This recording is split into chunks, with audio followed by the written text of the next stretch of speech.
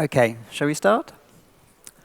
Okay, so thank you very much for coming to this talk. Today I'm going to be talking about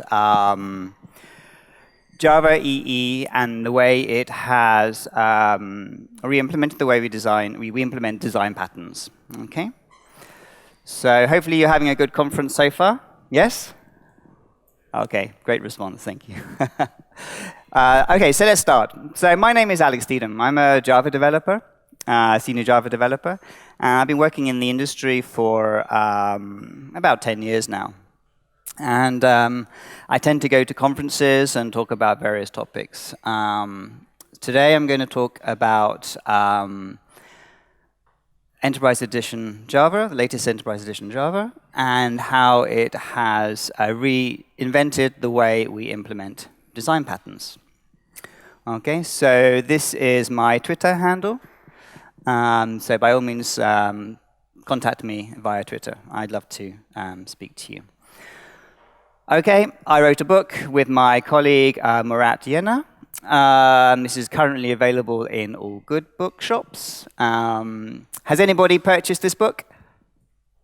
Oh, go on, someone must have done. Oh, yeah. Well, it's available from Amazon, currently on a discount. So by all means, help yourself. And if you don't want to buy it, I'm sure if you put the title of this book into Google, you can find a BitTorrent and... OK, we won't go there. So anyway, enough of that. So what's on today? Today, I'm going to be talking about design patterns. Have a quick retrospective, talk about what design patterns are, where they've come from, how we've arrived to where we are. Then I'd like to map classical implementations of design patterns, the design patterns that we all know and love and hate in some cases, map those to how they're implemented in Java EE7. Then I'm going to talk about the context and dependency injection framework a little bit and how that helps us, how that has changed the way we implement it, and then look at a couple of examples, Singleton, Factory, Façade, Decorator, Observer, just to emphasize just how things have changed and the way we implement design patterns, then some final conclusions, and hopefully, if we have time at the end, some questions and answers. So, before we start, how many of you are currently using J2EE? Hands up. Oh my goodness, that's more than I normally get. How many are currently using the latest EE, 6, 7? Excellent, slightly less. And who's using Spring? Yes, everybody. OK, excellent. That's normally the reaction I get. Brilliant. OK, so let's continue. So let's start with having a look at where design patterns come from. So what are design patterns, and how do they all start? Okay, well, they have a long history, a history that dates back to architecture, the real kind of architecture when you actually design buildings. They had design patterns for arches and bridges and so on and so forth. But it wasn't really until Goff's seminal book, Design Patterns, Elements of Reusable Object-Oriented Software, was published that design patterns became introduced to the world of software development.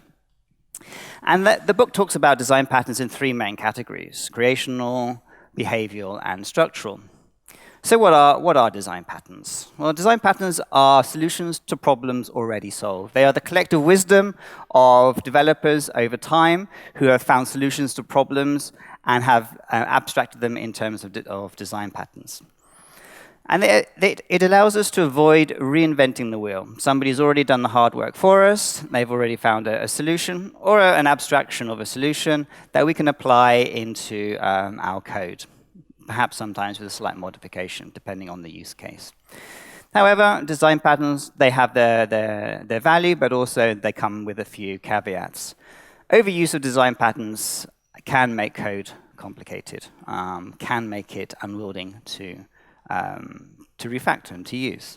And unnecessary use does actually complicate code. Trying to fit a design pattern to solve a problem that it wasn't designed to solve makes code more complicated to maintain. And a poor knowledge of design patterns also leads to problems. I mean, it's very much a case of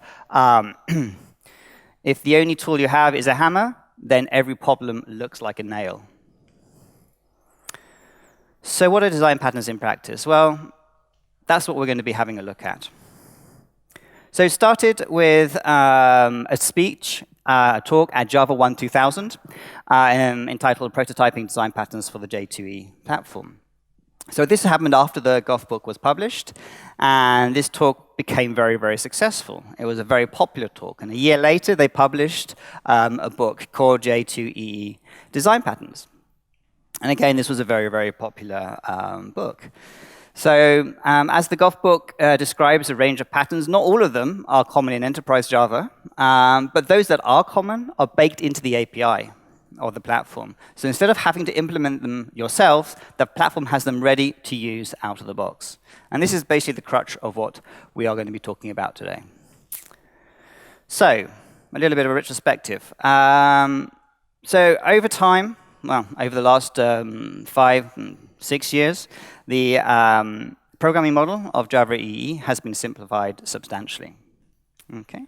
Annotations have replaced the XML description files.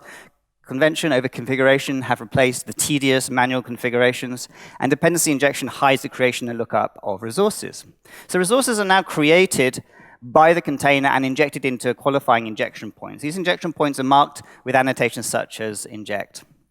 And all you need is a POJO that meets all of the conditions of the managed bean specification JSR 299.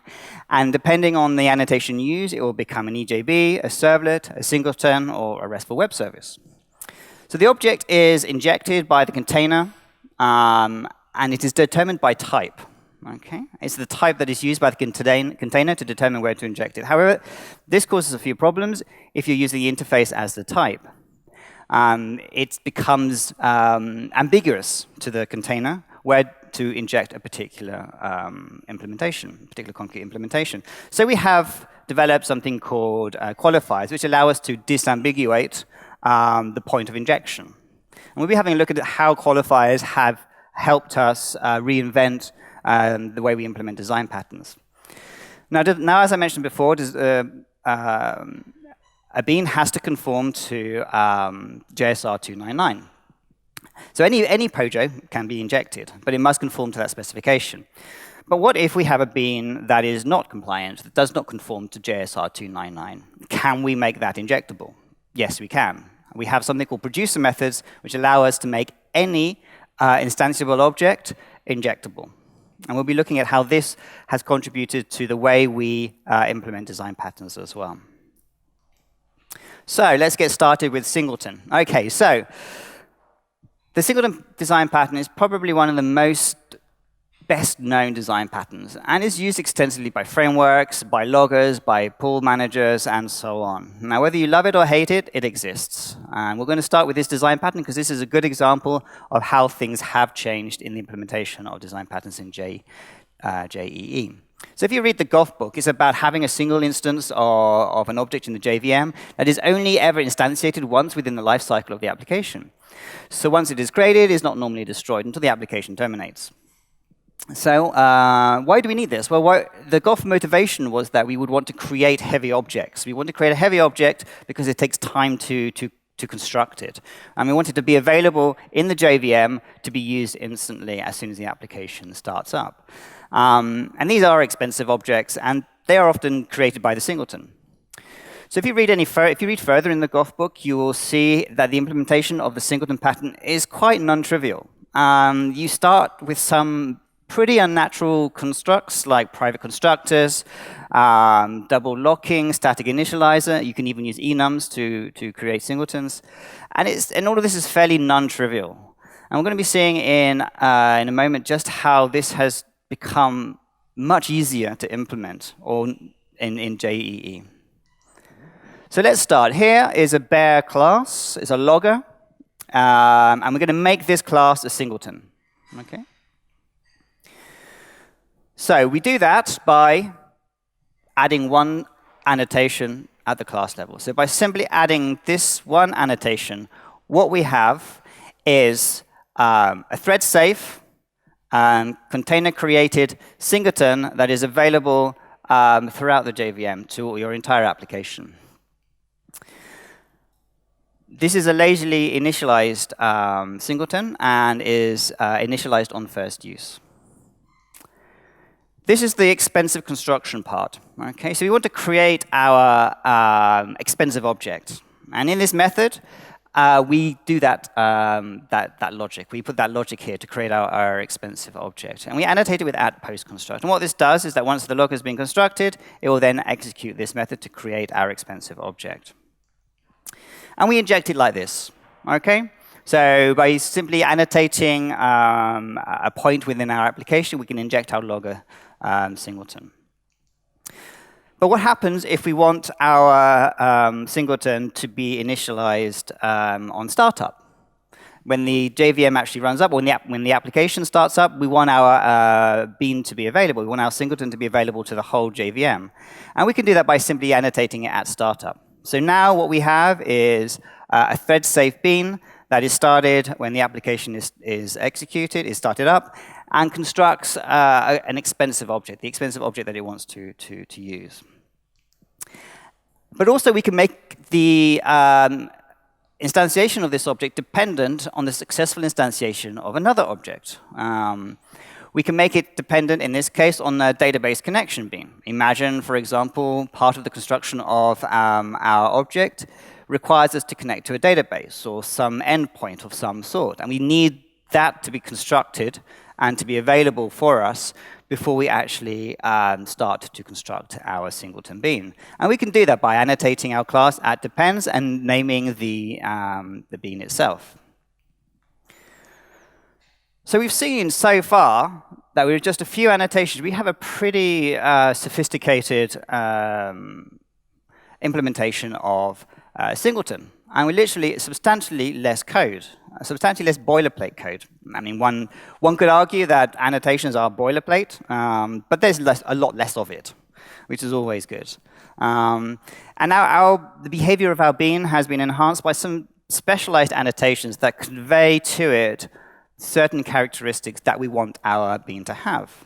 And we can include them or exclude them depending on how we want it to behave. But there's more. Remember I said how the bean's concurrency was managed by the container? Well, we can take back control from the container and we can manage the concurrency ourselves if we really want to. Now, of course, this means that method access is still important because we are operating within a concurrent environment. So we still need to care about concurrency. And we have lock types that allow us to control the concurrency, the access of our methods. So we have a write type and we have a read type. Okay, so calls to get message must wait until the add message method completes. If it does not complete within a specified time, it will throw a concurrent access timeout exception. Okay, but we can also control that as well. We can specify how long that timeout is. If we know that it's going to be a long timeout, we can specify a higher value. If you want it to be low, we can specify a lower value. We have taken back control from the container how it manages the concurrency of our bean. So on one hand, we can just allow the container to do its business. It's been configured by convention. Or if we really have some use case that means we need something special, we can do it ourselves.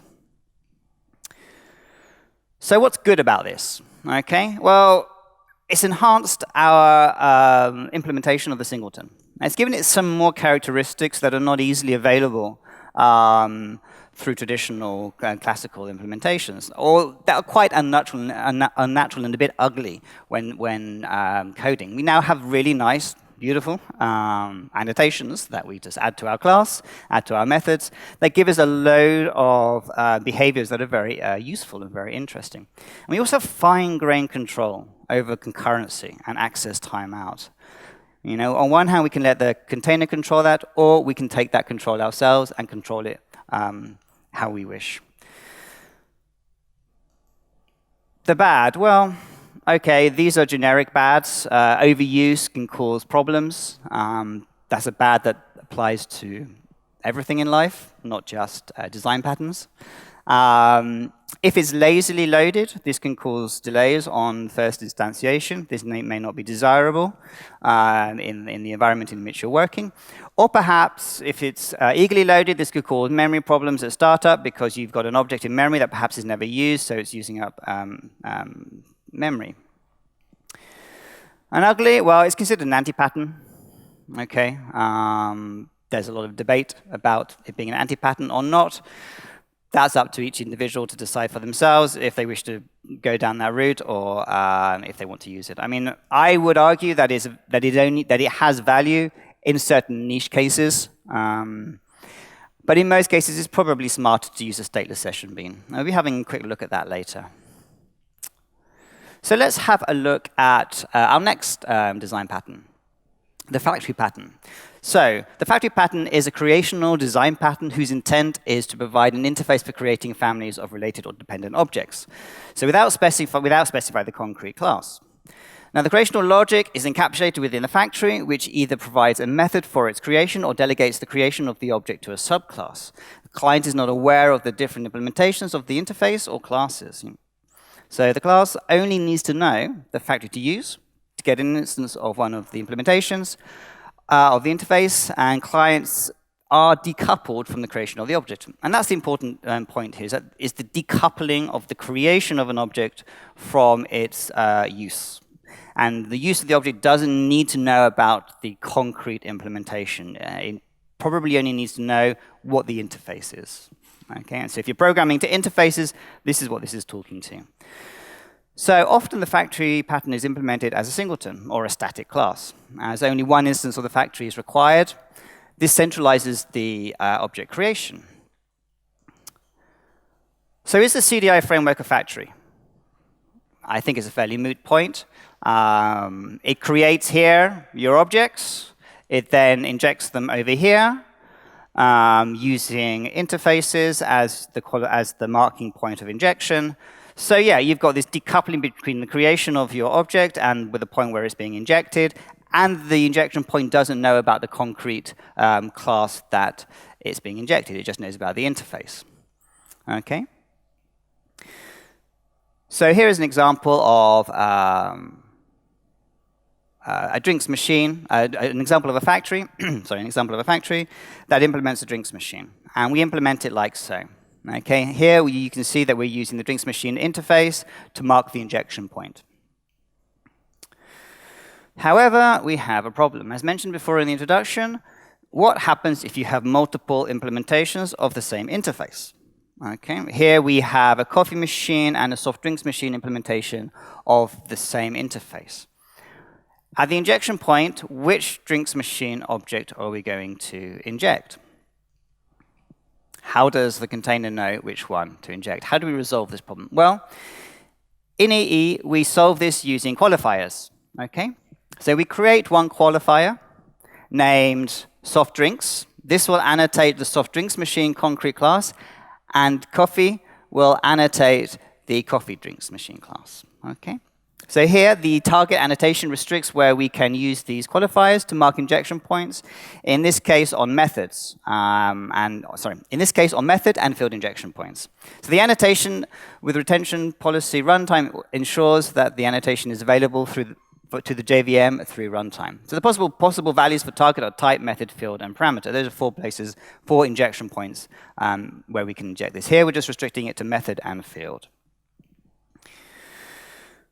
So we annotate the classes respectively.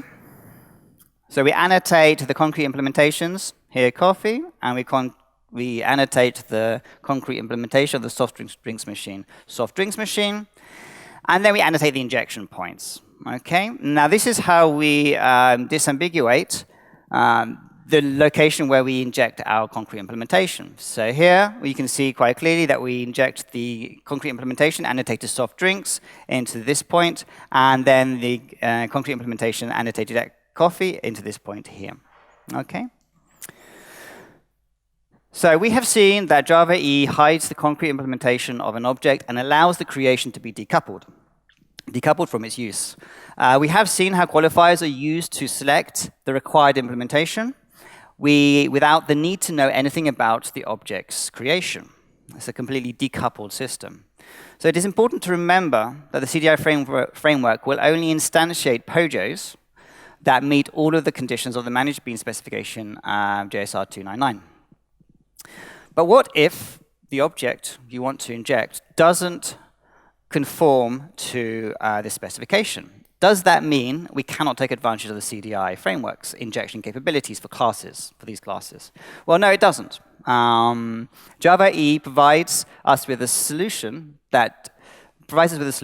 Okay, so let's dive deeper and have a look at how the CDI framework allows us to inject these types of beans. So inject any class of any type into an injection point. Okay, so we use producer methods. I mentioned this earlier in the introduction. So Java EE has a really neat feature called producer methods. These methods provide a way to instantiate and therefore make available for injection objects that don't conform to the managed bean specification, such as objects that require a constructor parameter for proper instantiation, objects whose values might change at runtime, and objects whose creation requires some customized initialization. These can also be produced and made ready available for injection. And we use a producer method to do this. Okay. So let's have a look at this example here. We have a method called getLibrary that returns a list of books. Okay. This is made an injectable. This is made an injectable object because the method is annotated at producers, okay? And it's injected into a qualifying injection point like so. We can restrict further how it is injected or where it is injected by using qualifiers. Okay, so here we have an example of using a qualifier, defined history, or if you want to, you can use a named qualifier. And we annotate the injection point like so. So imagine here we have a library, and we want to create a list of history books. This is how we could do it. Okay, I'm not saying that this is how you should do it. This is just an example of how you can use producer methods to produce a list of a specified object. And here's an example of the qualifier. Again, we're using the target type is just method. So we can only inject this onto methods. Actually, it should be field because we're injecting it onto a field. But that's not all, okay? The question that arises here is when does that method, when does this method, the getLibrary method, does that method get executed? When does that method get called? Because, of course, that method needs to be executed at some point in order to generate that list of books. So does a container do it? Do we have to execute it within our application? Well, what happens is that we define a scope, okay? And this method gets called depending on its scope. So by default, the scope is at dependent scope, and it will inherit the scope of its client. So whichever client, whatever the scope of the client is, that will determine the scope of this method and when this gets executed. So for example, here we've annotated the library method request scope. This means that for every HTTP request in which it participates, the method will get executed. And it will last for the duration of the request. If it was annotated session scoped, it would last for the duration of the session. Now, this makes sense in a web application where every time you want to get a list of books, you want the latest list. So for every HTTP request, you would want this to be executed. There might be a scenario where you only really want another method to be executed once for every particular session, or even just once for the entire application. It really depends on your use case. Okay, so what's good about this? Well, it's easy to implement. A few annotations, done. No boilerplate code. Again, more annotations. And it just kind of works magically. You don't need to think too much about this. You need to understand what's going on. You need to understand how it produces the objects. But it just works magically. The container does the heavy lifting for you, okay? The container does all the hard work. You just have to think about implementing business logic and not worrying about boilerplate, okay? And any object can be made injectable, okay? Anything can be. By using this method, you can make any of your objects injectable, even objects that actually are outside of your code base, outside of your personal code base in libraries. They can be made injectable as well. And it's an automatic configuration. Class is automatically configured. So it inherits its scope from the client that it uses. And problems of Ambiguity errors can be resolved with annotations that disambiguate the situation, and also you can use annotations, qualifiers, to filter where your object that is created is injected. So what's bad about this? Well, if you use a named annotation as to qualify the injection point, it's not type safe, so use qualifiers. Okay, problem solved. And the ugly? Well, objects creation is kind of hidden, but then again, that is the nature of a CDI framework, is that the creation of the object is hidden because the container does it itself. And it's kind of hard to follow the execution flow. Well, if you have an IDE, like IntelliJ, for example, you will see a small little symbol on the left-hand side that if you click on will take you through to the producer method. So actually, there isn't really anything particularly ugly about this, certainly not on a superficial level. So let's have a look at the facade pattern. Okay, so the simple definition is that it hides complex logic and provides an interface to the client. Well, this sounds familiar, no? This is nothing much more than the core part of abstraction, one of the core principles of object orientation. So what is special about this, and why does it deserve its own name and place in the catalog of design patterns? Well, it's not merely about creating abstractions, but creating a specific type of abstraction in an enterprise system. You have a layer called the application layer that describes at a high level the underlying code, and the underlying code is quite complicated. It's not likely to be non-complex. So the idea is to abstract this and to provide a few simple methods that allow access to your complicated subsystem. So how do you do this in classic Goth fashion? Well, really not very difficult. Not very difficult at all. They're generally assumed to be stateless objects, often named service or facade. And you create essentially atomic methods that do a single thing. That is generally how it is implemented in Goth. What does Java EE give you? Okay. In this case, Java EE has a specialized annotation, the stateless annotation. It is essentially a marker to denote that this is a facade and that it is intended to be stateless, and to describe atomic operations at the application layer. And it could do some very useful things. Okay, so it is entirely thread safe. Actually, before I start, it's entirely thread safe when you access it. It's entirely thread safe when you access it. It will be thread safe, but it is not a singleton. How it is made thread safe, despite not being a singleton, is due to some container magic and is beyond the scope of this talk. It is thread safe and stateless, okay? So you will never run into thread safety problems. It is by default transactional. It is useful for that tier of your application, as you would normally want those high-level use cases to be transactional. Also, it includes things like monitoring management, includes things as well as pooling, and more importantly, it defines upper thresholds for pool sizes for those services, okay? It is very useful for defining high-level scalable APIs.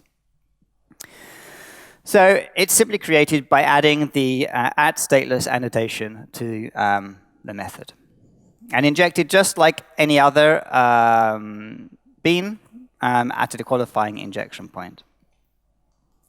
So what's good about this? Well, it's simple, it's robust, and it gives you a whole range of services. The container provides you with a whole range of services just by annotating your class @stateless. What's bad? Overuse introduces unnecessary layers. It's not obligatory to use facades. If your application doesn't need it, don't use it. Don't use it just because the convention is to use it. Use it because it has a valuable part to it. And what's ugly? Well, there's nothing really ugly about it. It's just one single annotation. So use it when you want. Right, so let's have a look at the decorator pattern. So this is a structural pattern, and defined by Goff as one of the structural patterns, and dynamically adds logic to an object at runtime. Okay? It does not require any changes to legacy code, and quite often is used to fix issues with legacy code. If you have code in your system which you can't touch and you can't change, you will use a decorator to add some logic to that particular class. So they introduce a huge amounts of flexibility. Okay, so instead of inheritance, the decorator adds this functionality at runtime. Inheritance adds it at compile time. So the classical implementation is that both decorator and the target object must implement the same interface. Okay, so the decorator wraps the target object and adds its own behavior. And this can be really, really powerful. Okay, so how do we do this in EE? First thing we need to do is we need to add the decorator annotator to mark annotation to mark the class that will perform the decorating task. And the delegate and any annotation annotates the target. Okay? This is where the object will be decorated. This is where the object to be decorated will be injected into the decorating class. And we can specify an annotation which allows us to restrict and filter where we are injecting a particular class, a particular instance of a class. And also we can specify a priority. You might have more than one annotation. You might have more than one decorator that changes the logic of a particular class, and you want to identify the order in which it should be executed. And here we use the priority annotation to identify its priority. Now, it's important to note that in CDI 1.1 and below, the order of the decorator is defined in the bean.xml file. It's the only pattern that requires XML configuration. However, you can still use this annotation. You can choose either one. Okay. Now, in this example, whenever the generate label method is called on the target object, this method is executed. Okay. This method is called first. The object, in this case, product is the price of the product is retrieved. It is decorated. It is reduced by 50%, and then the price is set back to the product, and then the target method is then executed. Okay, to generate the label. So this is decorating a label by reducing price by 50%. Okay, so what's good about this? Well, okay, it's very easy to change behavior without breaking legacy code. You don't need to go in and rewrite a whole load of code, or you might not even be able to. It might be in a system that you cannot touch, so you have to decorate your objects. What's bad? Well, the only bad thing is that you might need to use XML configuration in CDI 1.1 or less. And what's ugly about it? Well, overuse will introduce execution flow as before, but then again, with a good IDE, you will be able to follow that. Again, IntelliJ has a nice little symbol in the left-hand coding column. If you click on that, it takes you through to the decorator.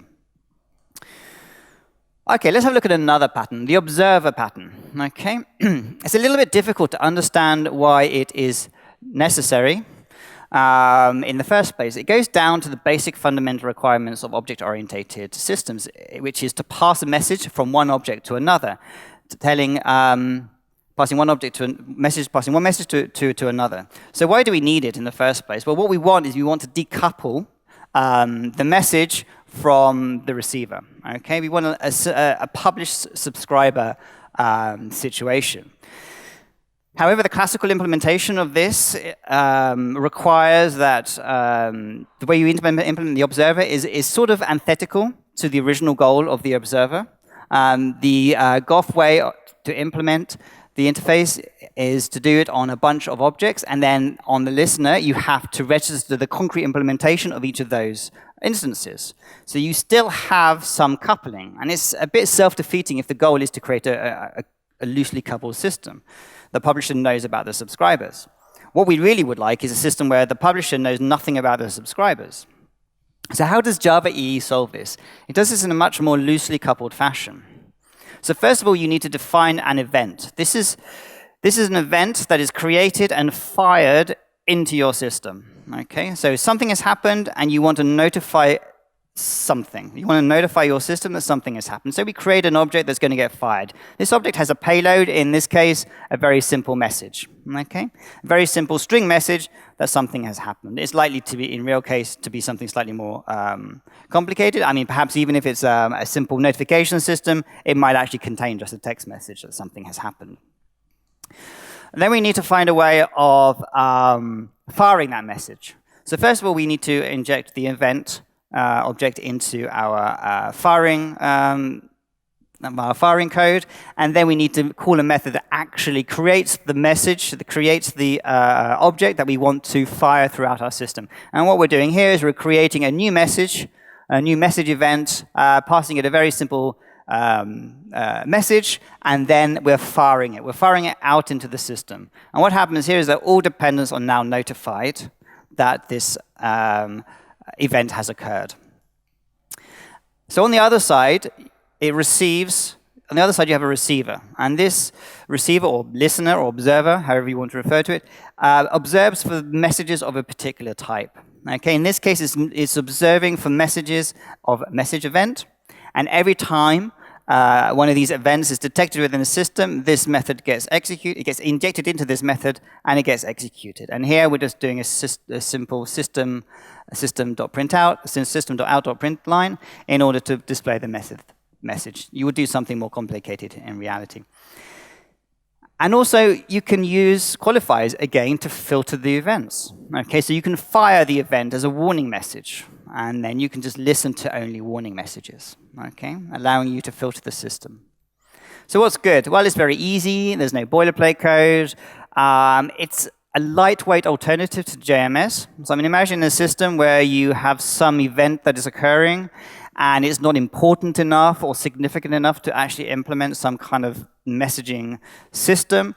You can use this events mechanism to inform your system that things are happening. So it's a very lightweight and very, very simple way of implementing something into the system. So what's confusing? Execution flow, again, could be confusing, but if you're using a good IDE like IntelliJ, I don't work for IntelliJ, by the way, but I think it's great. That will really, really help you. Again, more little icons on the left-hand side that identify where the event is being fired from. So you can click through from the observer through to the point where it's being fired. And what's ugly about it? I don't think there's anything. I think it's actually really a very, very neat implementation of the observer pattern. So, some final conclusions. Well, we've seen how the traditional implementation of design patterns has changed quite substantially, and how Java EE is now making it much easier, and I would imagine substantially more intuitive, to implement our design patterns with some simple annotations. We now have a much more sophisticated way of controlling the behavior of our beans. Now, we've seen in Singleton bean, we can control its concurrency ourselves, or we can allow the container to control it for us. We can take back that control, and we can control it ourselves, and we can specify which methods are write methods or read methods, and what the timeout is. We can specify that it is lazily initialized or that it is initialized at startup. With the factory pattern, we can see how we can produce any object within the system and make it available for injection at any point within our application, and we can filter that injection by using annotations, the qualifier annotations. We've seen how, quite literally, we can determine how that object, when it is created, in this case, we looked at a list, how that list is refreshed. Now, in that system, imagine that, obviously you're a library system, books are being taken out, books are being taken back, or being returned. What you want is a fresh list of books, and by specifying a scope, we can determine when that method is executed. And we've also seen how the implementation of the observer pattern is now really decoupled. Okay, it really is now decoupled in a way that it really should have been in the first place, how the intent wanted it to be. So we have a few minutes for some questions and answers. So if anybody has any questions and answers, now is your time.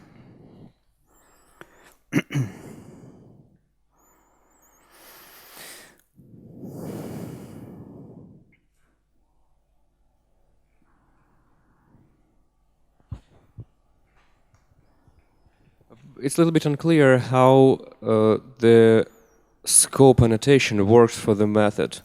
It was an example in the factory pattern. OK. Let me just go back because... Oh, hang on, I'm going the wrong way. OK. What I can do is I can just go forward. And, well, the way it works is this. You have a method which gets executed in order to generate the object, or in this case, the list. Okay?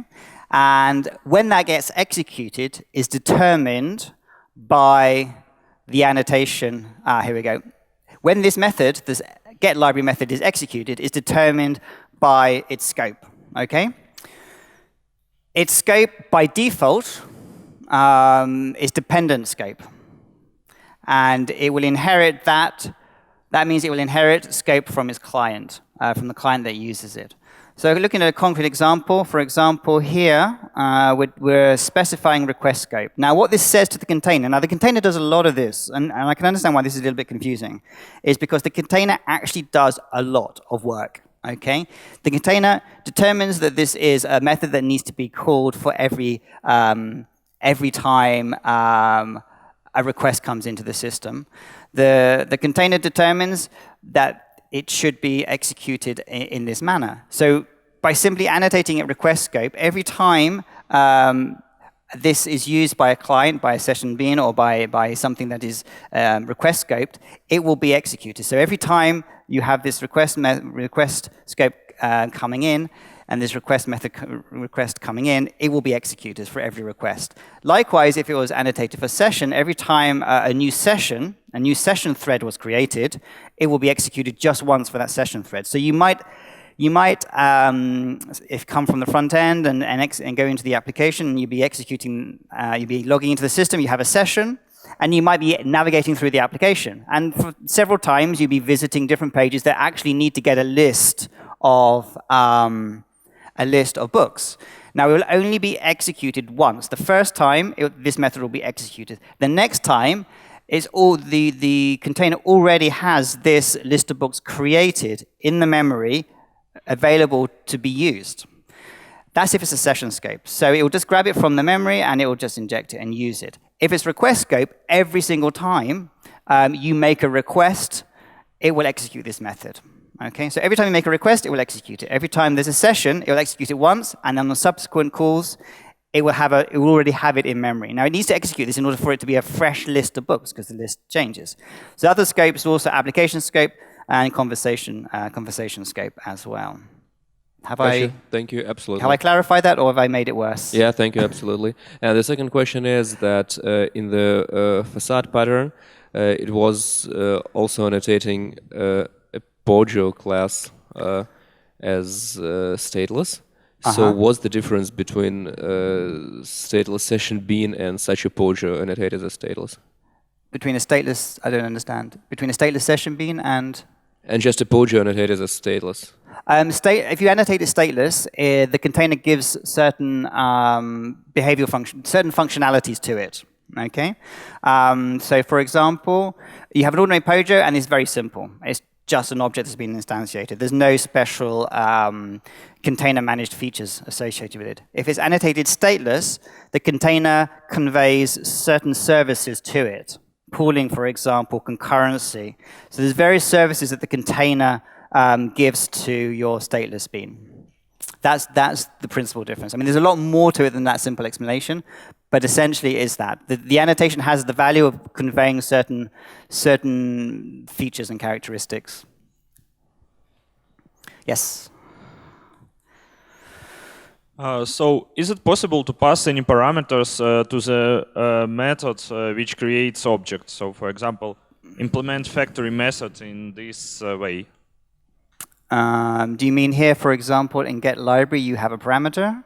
Yeah, so for example, one parameter which will identify which kind of books we need to return. Yes, I mean, you can put in a parameter, and you probably annotate it with a qualifier, so that something will get injected at that point, and it identifies that this object that's been created needs to be injected at this point. So every time it's executed, it will receive that parameter. that's been created and instantiated within the system. So yeah, the answer is yes. OK. All right. Thank you very much for coming to my talk. I hope you've enjoyed it.